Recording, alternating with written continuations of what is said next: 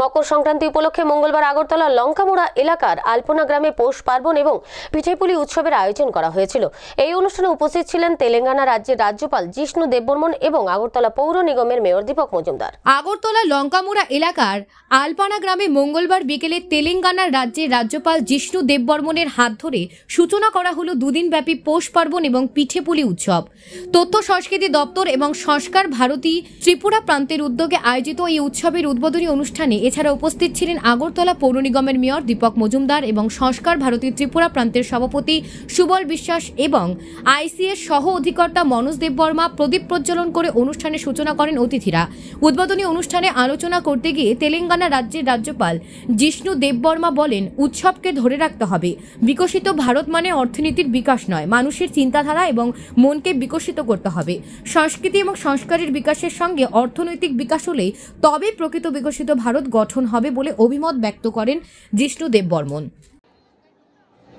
উৎসব সেটা বাড়িয়ে রাখতে হবে, যেটা ছিল সেটা যেমন থাকে সেটা প্রচেষ্টা করতে হবে। বিকশিত ভারত মানে শুধু অর্থনৈতিকভাবে বিকশিত নয়,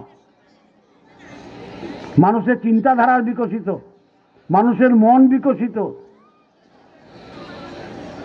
আমাদের সংস্কৃতি এবং সংস্কারের বিকাশ যেমন ঘটে